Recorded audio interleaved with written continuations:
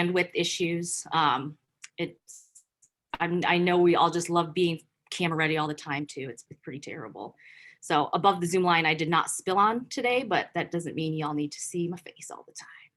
So thank you so much for tuning in. When I was working with Shelly on setting this up, she's like, how much time do you want? I said, I don't know. And I said, let's do this. We'll do 60 minutes because if I end early, then nobody gets mad. But if I end late and ask for 30 minutes and go over, then people get mad. So my goal is to finish early, to respect your time and the fact that a lot of you are home or trying to figure out Common Core math and who's doing what and why is there no bandwidth, even though other people should not be on the internet and all those great things that we have right now. So thanks for hanging in a pandemic. What I want to talk with you all today about is the longest title of a professional development session ever. Clearly, I didn't think this through when I was typing out my Word document. So the long and the short of that is we're going to talk about mentoring, training, attracting, keeping them, retaining them, female and underrepresented students in agriculture-related qualitative research work that we do here in Blacksburg at Virginia Tech.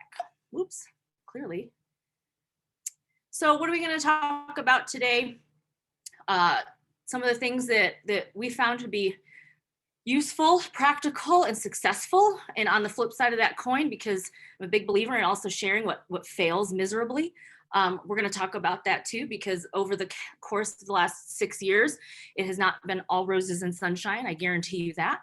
We're going to talk about some methods of training these undergraduates in qual research for social science, because in most of our colleges, it's more of a novelty and some folks don't take us quite as to yet. And so working with students on how to communicate things is super important. And then we're going to look at techniques that I use specifically for URM and female students. Taking that into account that I'm also a female and also an URM, some of these are more because they work for my personal style and how I represent myself in the world. And so out of all this today, I would say that you all have your own style. You're all doing wonderful things with students. You'll figure out how to adapt these things if you want to use them and make them work for you. And of course, no matter where we are in the world, we are all on stolen land, and we should honor the land that surrounds us because it was not ours first. All right. If you have questions, concerns, or any kind of, I don't know, emotional outburst, you can raise a hand, but because I'm sharing the screen, I actually can't see it. So we'll get to questions and things when we get done. It's still telling me I have a slow connection, so we'll just figure this out. So when we think about mentoring students in general, any student generally in higher education and in secondary education, they all coexist. All these different dyads, triads, networks, all these different things. The National Academy Press makes this nice graphic so I don't have to. And so all of these coexist on all the teams of undergrad researchers I've ever had. And they're all fine. I don't prefer one over the other. I don't aim for one over the other. My goal is to get students mentoring anywhere, not necessarily just me or just you or just certain types of folks. So when we look at mentoring research, there's quite a bit. All of these can exist. They all coexist very well, and they're all perfectly logical for students. Here's the cutesy part. So a long time ago, when I was trying to figure out how to mentor students more effectively, how to improve my own skills as a mentor, I had run across the teaspoon method. So this is a very United States-centric measurement, knowing that no one else uses this system. But it's the teaspoon method. So it's easy to remember for most folks. It might be for you, it may not be. But you can think about teaspoon as time, space, and permission. And the teaspoon method works for both the mentor and the mentee. So this isn't just, again, a one-sided conversation. This is where all the parties involved, the mentors, the mentees, take a stake, a claim, and some ownership over this. And so this is important for mentoring students in general, but particularly some of the students that we don't necessarily get in our programs and want to attract to our programs and keep them and then get them jobs. So the first thing that I had to think through, because I am who I am and you all are who you are, and it's generally fine, but how do I do things? What does my own time, space, and permission look like? And we're going to go through each of those today here in just a few minutes. But when I'm getting ready to say, can I take on students, right? Can I take on more students, or should I? You know, some of the things I always keep asking myself are on that list. I have to assess myself. How many projects do I have? How many, classes am I teaching? How many grad students am I advising? Do I have the time, the space, or the permission to take on a new student, an undergraduate student, no less? What do I need help with? Not just professionally as a mentor, but my projects that I bring these students on for. I'm very fortunate, and I'll be the first one to stand in line in a minute. I've had a great couple years of funding, a great couple years. It's the best problem you can have. And what I've always made sure I've done is I've always written in some money for undergraduate researchers on hourly wage. And again, this doesn't happen every year, so there will be dry years, if you will. But most of our colleges and universities also offer credits for undergrad research too, which work just as well. I've taken before time, again, when there's not as much money or vice versa, right? It just changes up. But what do I need help with? Not just as a mentor, but for my work, right? What can I, train others to do? What do I have time, capacity, and space to do? And so we can always ask these, and we do it. I know most of us, because we're in the field, we're always thinking about, what do we have? What's going on? But it's really more about revisiting that. Every time I get a new grant, all these things may change, the answers to these, or when a grant ends, let's say it was a really time intense project, these questions I ask myself can all have different answers. And so it's kind of one of those running lists in your head things. So what I have committed to, though, overarchingly, is I always commit to training them, and I always commit to mentoring them. And those are not the same thing in my world. They are two extremely different things. And we'll get into that here in just a second. But when I do commit to these two acts or these two tasks, I have to be really upfront with myself and with students who come in for interviews or who email me and say, hey, Dr. Drape, I'd love to do research credits with you, or, here's my resume, if I put out a call for hiring for money, if you will. And so I'm usually pretty upfront with students, almost to a fault, but obviously not in an unkind or unprofessional way. I train my students that they have value and that they should be compensated for that, whether it's for money or for credit. So even things like when they're doing their IRB training, if they're going to work on human subjects research with me, I want them to pay themselves for that in our time clock system or whatever it is.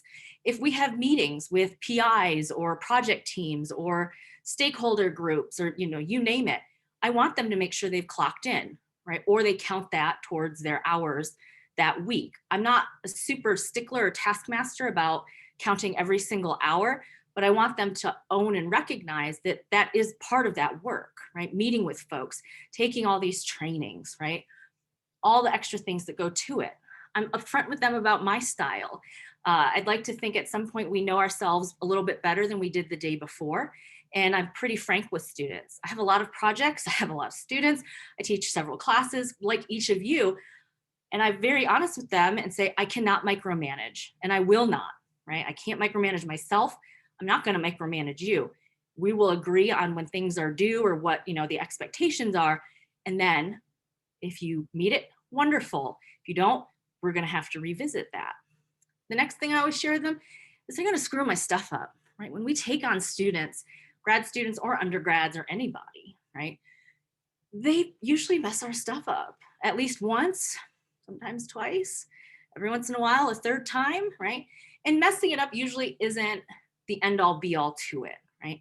And so when I'm recruiting them, when I'm interviewing them and I'm hiring them, I share all of these things with them. I'm expecting them to make mistakes. This is not about perfection.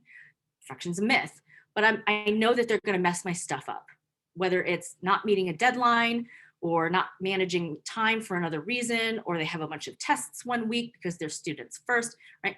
They're going to mess my stuff up, and that's okay. I would be more surprised if they didn't, at least once, if not twice, if not 3 times, because that's how we grow and that's how we learn. And it's a good exercise for me, myself as the mentor and them as the mentee to say, okay, she's already acknowledged I'm going to screw up. So this takes some of the heat off, right? Some of the pressure that she's not going to be nearly as mad, or upset because she already knows I'm going to mess something up.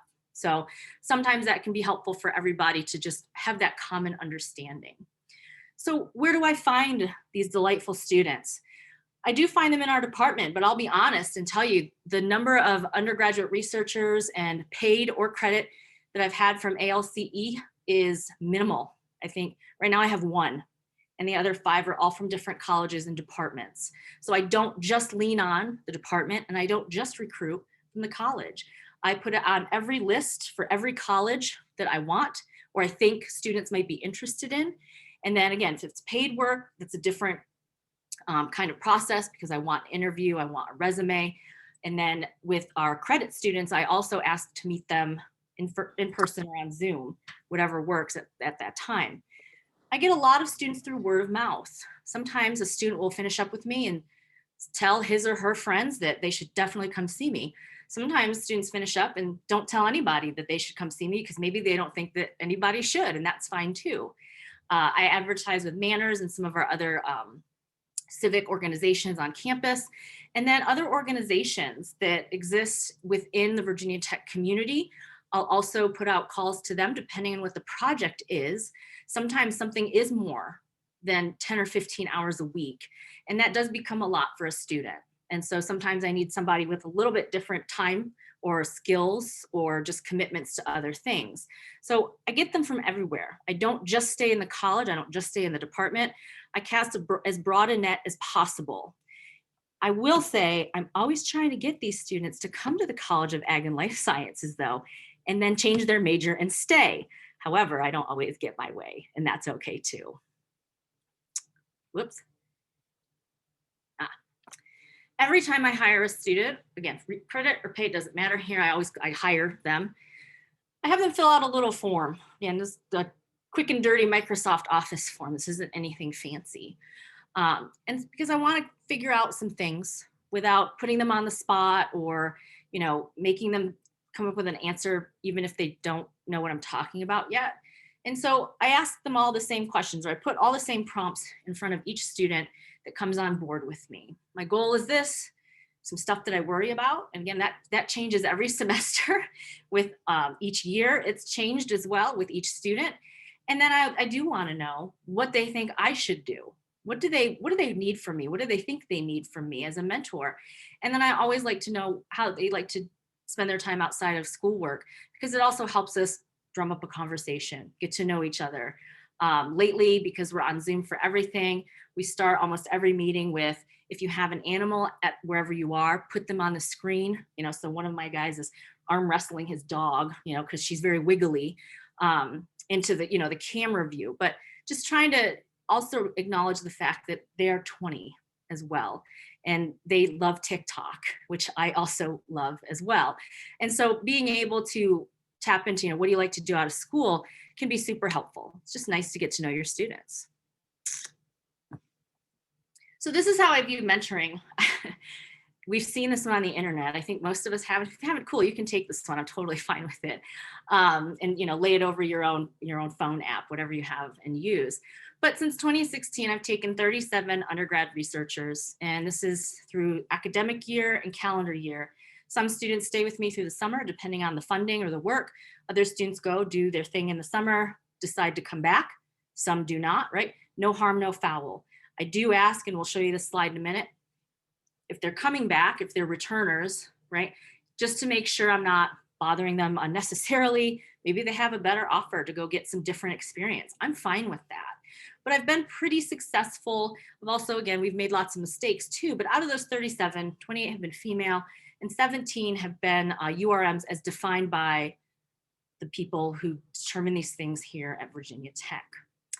So after I got this accepted, I was thinking about God, what do they think? Because I've never actually asked them. Why would I do that? Usually we talk about work and then what weird stuff's happening in the world. And so I did ask them. They know it was anonymous. It wasn't IRB approved. This will never be published unless I go back and get IRB approval. And so I'll start the positives, because who doesn't want to start, tooting their own horn a bit, because I would have never asked before. And so you all can read, hopefully it's big enough on the screen for you. But when we talked earlier about my style or your style as mentors, and then being upfront with students, right? Being upfront can mean a lot of different things, right? Because I get so many women and so many underrepresented students, sometimes it's looking at them and saying, how can I help you be successful, right? How can I help you open a door that someone else will ignore because of the way you look or how you identify?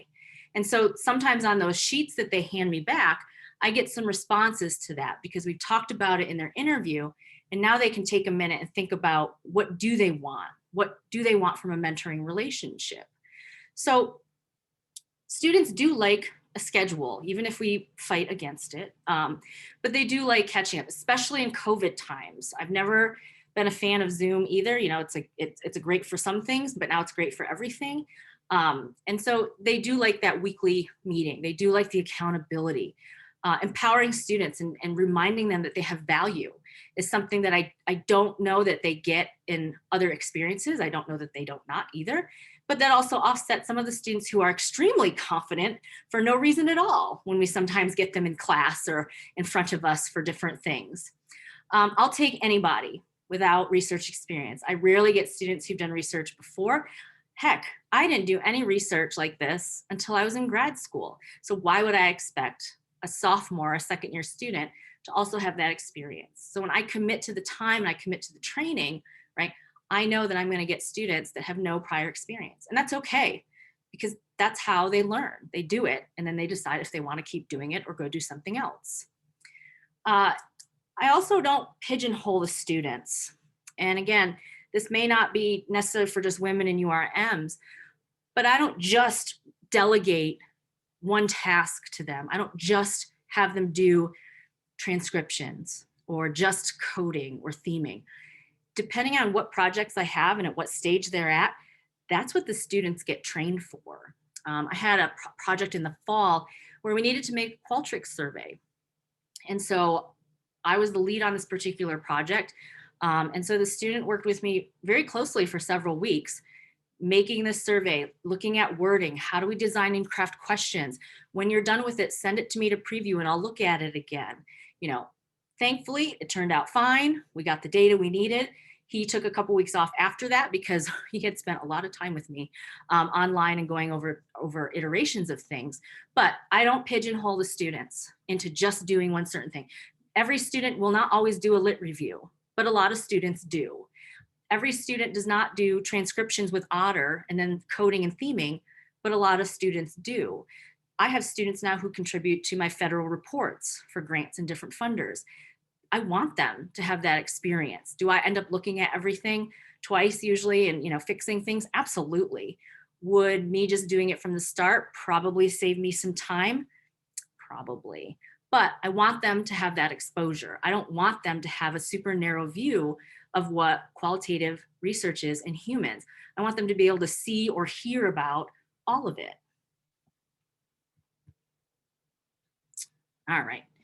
So I asked the students what kind of qualities they thought a mentor should have.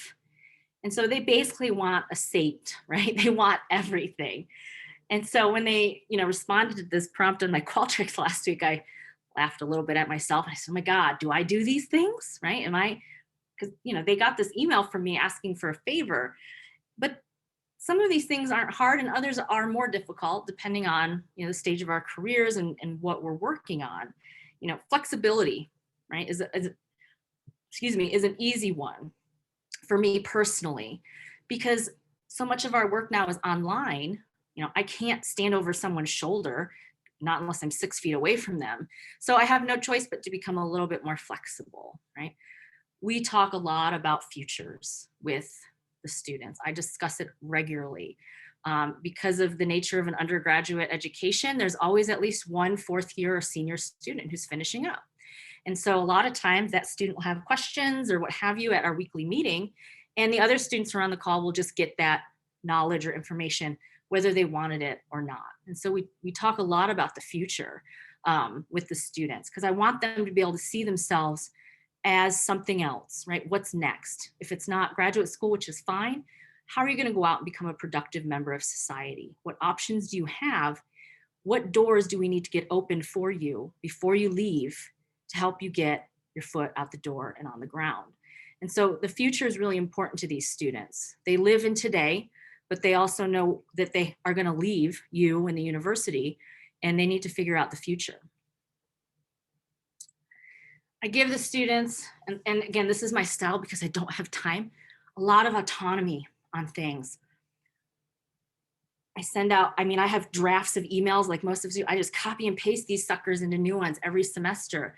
My recruitments for undergrad researchers, again, that's a copy paste. I change out the project work, the code for the class or something that you have to sign up for. But every semester, I'll send out an email to everybody who is currently with me and ask them the same things every year, every fall and spring. Affirm that you're coming back. Again, if you're not, fine. I don't even need to know why you're not coming back. It's none of my business, but just let me know. I always ask students whether they're on credit or pay. And now I know with credit, they have to work a certain number of hours depending on the number of credits, but I want them to tell me how many hours they think they might work, ballpark it, right? I've had students come back and say, I can only work 6 hours a week this semester. Fine.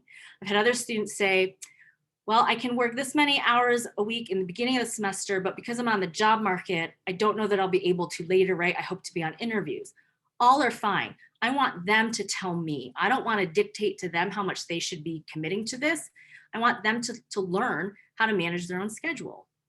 If I have students who are carrying over from other projects, like I had some students work on things over a winter break, I always ask what you've been working on, right? Also, if they're logging hours to get paid and I have to approve them, also say, what have you been working on? Just tell me, you know, if it's been over a break or several weeks when we haven't met, I just want to be caught up. And no one's ever said no, but we're just trying to figure out where do we begin next. The next thing I do is I always try and give a synopsis of any projects that need work because breaks are long and new students come on, sometimes mid-semester. They don't always start in August or January. There's always a brief synopsis, one sentence of each project. Because I've been so fortunate, I have 12 funded projects right now. So that email this time was pretty long, unfortunately. We talked a lot on our first week call about how do we set this stuff up. And then I always offer in our first meeting of the semester, after we've answered any questions or gone through details on any projects that need work, I offer it to them first on who would like to work on this. It is easy for me in our system to change where their funding is coming from, right? Work with the fiscal folks. They don't need to see that, right? Like that's my stuff to worry about. But I want them to be interested in the thing that they're working on. Are there times when things that, you know, just need to be done? Yes, and they know that. And I'll say, if no one's going to volunteer, I do need 2 people on this, right? This has to be done, not just because it doesn't sound like the most glamorous thing on that list of things that we just talked about. But I always try and give the students autonomy on what they're working on. Some students work on things that they are passionate about or interested in. Other students say, well, I might need this in the future, so I'll work on this particular thing. Other students, because they haven't raised their hand for something else, they get added on or piggybacked or get told that they're going to help out with something. And then we scale that task depending on their interest. So here's the teaspoon of it all. Excuse me. I meet with them every week. I've committed to that. Just like our graduate students in our department, as a group of faculty, I feel safe in saying that we commit to meeting with our grad students each week for an hour. I commit to meeting with my team of undergraduates each week for an hour. Obviously, there's exceptions, right? Like next week, I have a defense in that time that got scheduled before the holidays. We'll catch up on email. The second thing that I do is I stop talking and I listen. What's going on with them? How are things at their house or where they are? I've got half of them in Blacksburg. I've got half of them at homes, wherever that is. You know, I've got some coming back and forth depending on what infection rates look like, right? And so even when we have current events like George Floyd and some of the things we saw this past year in our country, it's important to say, how are you doing? Actually mean it, and then stop talking. It is awkward, right? We know this, we're teachers. Wait time is important. And it's okay if they don't have anything to say, but they do understand and respect the fact that we asked and we stopped talking long enough. So if they wanted to chat about it, they could. Other weeks, they will start talking about it before I even get myself started for the day, and because they just have a lot to talk about with each other and they want to know what the other one thinks. So that's okay too. We take time to build that community in though. I started a new student this last week. You'll see her picture here in a second. Her name's Lauren. And I met with her individually for her interview. We talked about her interests and what she had capacity for and so on and so forth. And then I said, you know, here, fill out the when to meet. We have a weekly meeting time.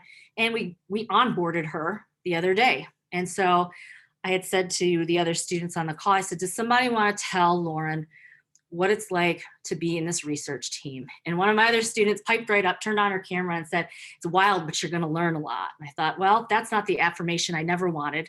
I got it today. So the students want somebody who's not just their professor. They want someone who's a little bit more. Again, most of us are doing this, and that's great in our field because a lot of fields don't foster these kinds of practices. But teaching them about being and having integrity in research, right? Making sure they go through those trainings and then driving home why they're important. You know, most of the students can Google almost anything just like we can. They all have a computer in their pocket. But taking a moment to say, IRB training is important because the Tuskegee experiment, the Nuremberg trials after World War II, you know, understand that I'm not just their professor or their supervisor or their whatever, I'm also their mentor. And that's a little bit different than just the person who stamps the time cards, if you will. My students really like that I don't micromanage them. I've hired students before who've looked at me and said, I need a lot of hand holding. And I've looked at them and said, you can't get it from me. There's too many hands to hold. I liken it to the number of children that you have, right? Like after a certain point, you run out of appendages to let them attach to, although depending on their age, some of them are pretty squirrely and can get everywhere. But they like the hands-off approach, and that's something I did not expect, particularly the men of color. They do not want to be micromanaged. They do not want to be lied to. They do not want for you to skim over things to make them feel better. Again, I'm not screaming and berating them by any stretch of the word, but I do expect that things get done, but we come to an understanding. And then if something happens, we figure it out. We figure out, how come you didn't meet that goal this week? Well, I had all those tests. That's fine. Tell me next time you have tests, and we won't set those goals for you. So the students like this physical space, right? I can't give them office space. We don't have that kind of space. And obviously no one's in the office right now, or very few of us, but that space to be able to do that work, the mental space to say, I have all this coding to do, and these students are going to work on it. You code it how you want. I've trained you how to code. And then next week, you tell me how I should be interpreting all those codes. You teach me how you coded that data. So I don't want them to do it the one way that I like to. I try and give them the opportunity to code it how they think and how they interpret it. And then they teach me back how they did something or why they made those decisions. Most of the time, they're not wrong. Again, sometimes we got to go back and fix some things, but sometimes we mess stuff up too when we're working with our own data and we have to go back and fix things. So again, it's really not that much more work most of the time. We talk a lot about their identity. I have women in hijabs that come. And I also have women in hijabs who get told terrible things walking across campus because of that scarf on their head. I have Black men in my group who have also experienced things that nobody should have to experience. They very much feel the current events in our country, just like I do, but they feel it a little bit differently than I do. And I want to know if they want to share how that feels for them.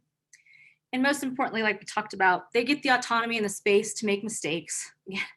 If we all did everything perfectly, it'd be so boring. And so again, I remind them that it's okay that they messed it up. Thankfully, our field doesn't do brain surgery or, we're not in vaccine development per se. So it's okay to mess some stuff up. If it puts us back a week, no big deal. We can go back and work on that. And then we talk about permission. Permission to do what?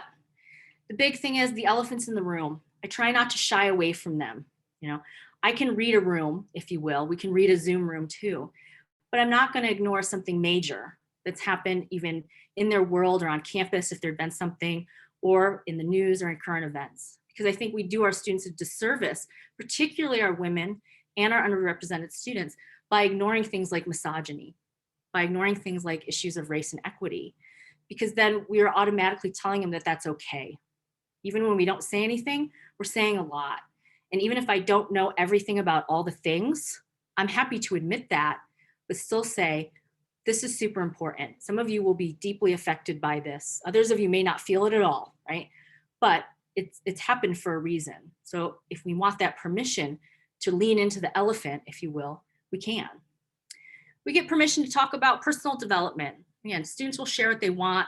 They know that they never have to share anything in a public setting if they just want to chat with me one-on-one, or they don't have to share it all. If they're fine sharing it with the group, cool.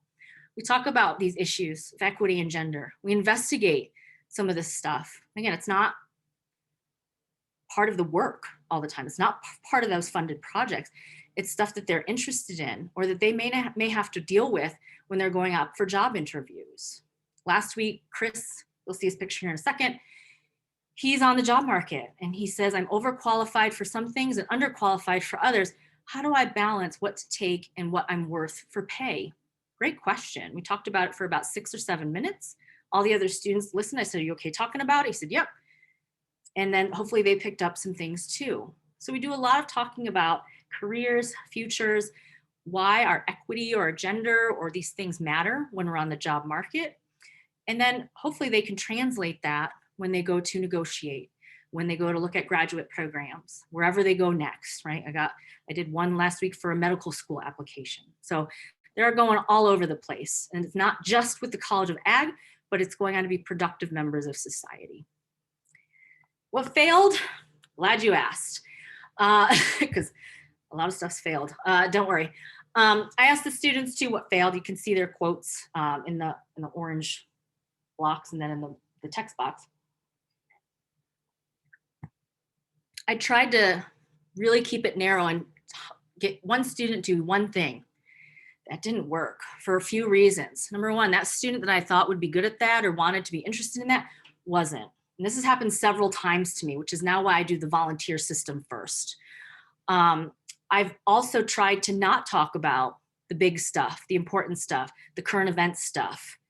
And that's done me no favors in the long run, frankly. I also took too many students. I got too big too fast. I have 6 right now.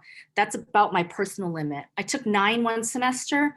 I'll just tell you from my own personal experience, and you're a better person than I am if you can, 9 is too many for one semester.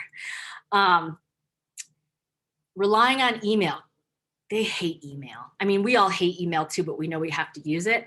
So when I hire a student, I'll respectfully say, may I have your cell phone number? I obviously will not use it unless, right, like I need to. Or I may text you, are you late? Like, what's happening? Are you okay? I said, and obviously in turn, send me a note too, right? If you're running 10 minutes late, the bus didn't come, stuff happens, right?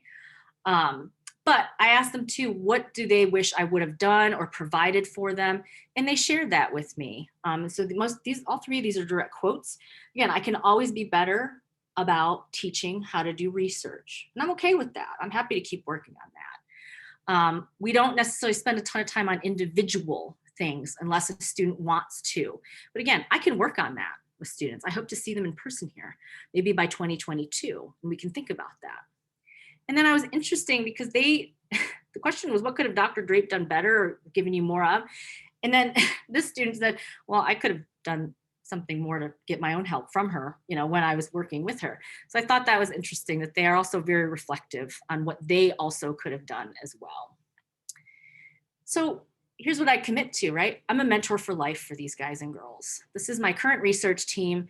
We met, what's today, Wednesday? We met Monday on Zoom, obviously, because that's the only way we're meeting right now. And so here's my current cast and crew with me. They've figured out what works for them too. The young man in the top right in the bluish tealish shirt, he is headed to graduate school. He's a transfer student. He said, I want to work in a lab. And I said, what kind of lab? He said, I don't know. This was a year ago. I said, well, we're going to get you into a whole bunch of labs. We'll get you the tours from grad students. He ended up in a plant science lab working on poison ivy. And the faculty in that lab liked him so much, he recruited him for graduate school. So that's why we mentor. he doesn't need to go into ag leadership and community education. I did steal him from the College of Science, and now he will be in the College of Agriculture, hopefully. But not all the students want to become into the College of Ag and Life Science, and that's okay too. I have 2 students right now who are from the College of Ag and Life Sciences, and the rest are not. You know, they are from other colleges and other majors across the university. So we have time, which I'm always glad for. We have 20 minutes. I will stop sharing my screen. You should have 4 PDFs in the chat. And if you don't, I know that Shelly was going to also make sure they were uploaded to the website, I guess. And if you want to chat about what's worked for you as a mentor, or when you were a mentee of someone else, or ask questions that we can help you answer or get some feedback on, I'm happy to do that.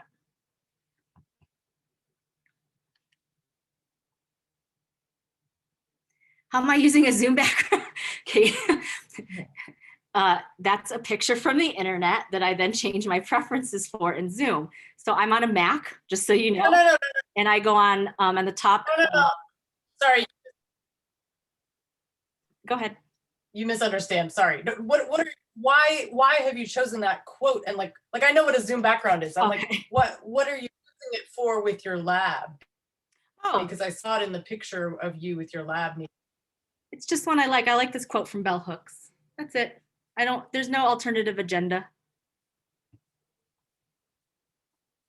Okay, you just have it up. That's just your normal Zoom background. I wondered if it was something, because you said you talked about things with the lab, but gotcha. Thanks. No problem. Sorry about that. That's okay. I get it. Questions, feedback. If you're all mentoring students, what's worked really well for you? This is your time too. And if you're just sick of being on Zoom, then we can finish up and I will not be offended either way. I do have some questions for you. The first one is, I see the handout, your kind of interview questions that you ask graduate students. Mm-hmm. Is that similar to, and I think you had this in your slides, for your undergraduate students, it's a little less?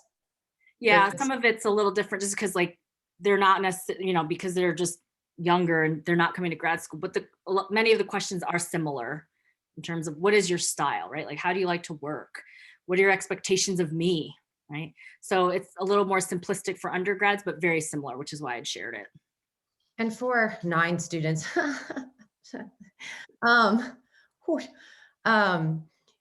for funding for undergraduates, let's say, if you have that many, do you usually wait and rely on something for your department or college that's an opportunity for them to be paid, or are you like strategic in writing undergraduate time into grant opportunities? The latter. Latter.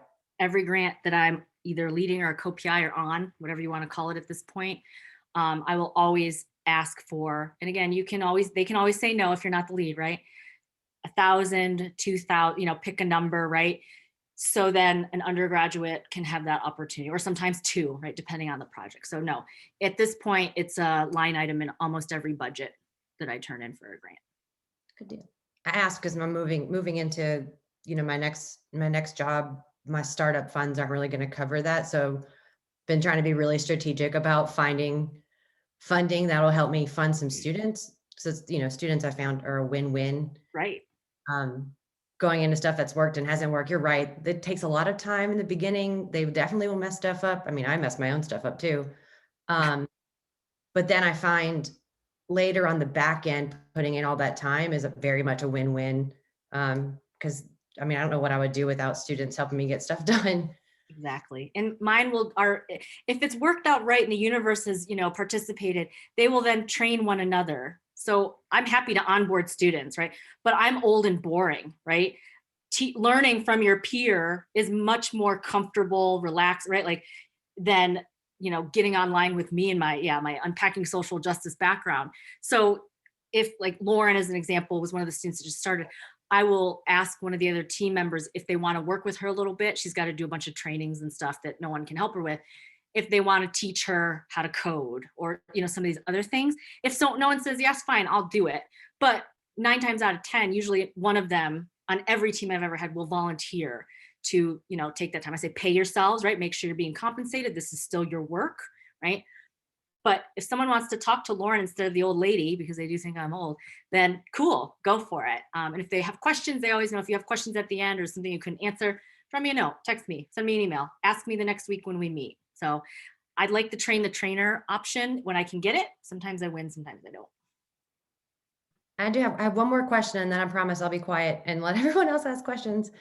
I jotted this down when you said you meet with your students an hour a week. For the undergraduate students, question, do you meet with your undergraduate students individually for 1 hour a week, or do you do them as a group? It's a lot of hours. It is a lot of hours. No, I start with them as a group.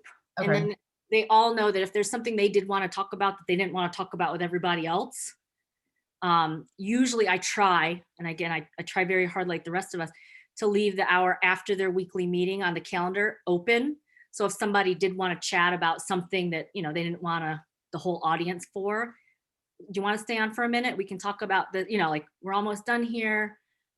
You know, you want to stay on. If you can't, we'll set up another time. So the undergrads I do as a group, yeah, that'd be 6 more hours a week. And they're great, but it's also 6 more hours a week. But yeah, they get time every week though. And then they always know that they can have more if they want to individually.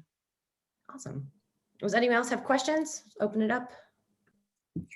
Can't I ask a cool question? Oh, I had a question. Hi, Dr. Drape. I'm sorry. I'm Katrina Alfred. I'm actually a PhD student at UF. awesome. And last fall, I ended up mentoring 3 undergrads, and we got a research paper out of it. Since I don't have my own funding, once we got the paper done, it was over. But the undergrads indicated that they really enjoyed the experience. They want to continue. And so my question is, how do you continue a relationship if you don't necessarily have that that purpose still? Right. And so I just want your advice on that. Yeah, that's a great question, Katrina. Thank you. So yeah, my students all have an expectation that they will produce something. Now, most of our universities have like an undergrad research symposium once a year. That is it. I've gotten 6 or 7 of them on published manuscripts like you're talking about too. Again, it's just icing on the cake. I have 3 right now. 3 of those 6 are working on manuscripts. That's their job this spring. And so, yeah, sometimes the work's not done, but they are, if you will. And so at that point, it's, if you want to continue, right, be very clear. The semester is over, right? Or the money is gone, the money's run out. You know, it's never a requirement. If you don't want to do this or you don't have capacity, you won't lose credit, right? I'm not going to remove them from authorship because they are also taught they shouldn't work for free. So at that point, that becomes my responsibility. I can offer it, but I don't expect them to say yes. And if they do, then we're very clear about what that is. But more often than not, I assume that responsibility to finish that manuscript, finish the revisions, you know, right, get it out the door. And then they still get that. They still did that bulk of the work. If all I have to do is revisions, that's great. Yeah, I actually have the opposite problem, is that we successfully got the manuscript finished, but since they're not my undergrads, I got pulled in by mistake, and well, not mistake, but by accident, and ended up taking over the project in their mentorship. They want to continue. I just don't have any funding. I don't have a project for them, but I also don't want to lose this semester that we've worked building. So I didn't know if there's a way to, how to keep that relationship going without that actual project going. Sure. So if you don't have money, you probably can work with them and get them some credits, some undergrad research credits, independent study. Again, every university names it something like slightly different. And again, it's a form, you know, and then that's a way they can also fulfill credit requirements. Again, they understand that. And then you can still keep working with them. And if that project is done, I always look at a student and say, what are you interested in? Right? Because usually it's something similar or related. And if I can't help you with that, I can probably find someone who can. So again, if they want to stay with me, great. Oh, someone just put in there AEC 4911, great. But again, then I let that they can, you know, what are you interested in this? Why did you say yes to working on this? So now what do you want to investigate? So they can always come back. It just is a clear conversation. But yeah, the funding is gone or the grant has ended. Here's an option for you, right? Credits, cool if you want to take it, fine if you don't too, which I respect as well. Does that answer your question? Thank you very much. Yes, it does. Thank you. I'm gonna go back to Keontae. I was just about to point out Nope, I want to ignore them. So are there specific classes that you offer to recruit and retain? No, I don't go into specific classes. What I'll usually do if I'm looking for students with a certain skill set. So I needed students to do a whole bunch of computer science coding for me last year. Guess where I went? I emailed my friend over in computer science and said, here's a job description. Here's what I need. I'm a duck out of water, but I somehow ended up with all this data. You know, here we go. I primarily work with manners, or I'll go through the Black Student Association, again, whatever the formal name is at your university, and also work with some of our other groups on campus. They're all publicly listed on Virginia Tech's website with a contact email. And so usually I'll use those as a place to start.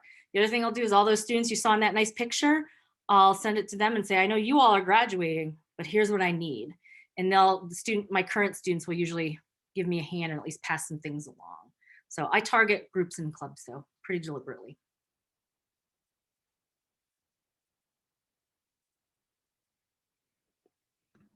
Do we have any other questions? All right. Well, thank you, Dr. Drape. That was a very, did someone have a, I thought I heard This someone. is Katie again.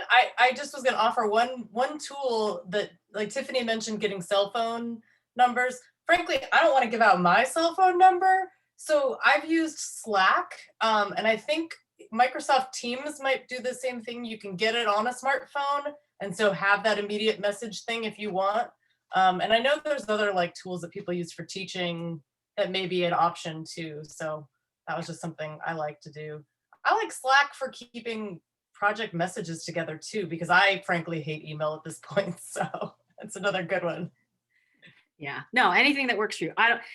None of them have ever disrespected, you know, like the cell phone. But again, it's comfort and personal preference. And I don't care. I always tell them the ringer's never on. So if they really did need to talk to me, they're better off sending me an email because I probably will ignore their call. So without needing to, but yeah, it's preference, no big deal.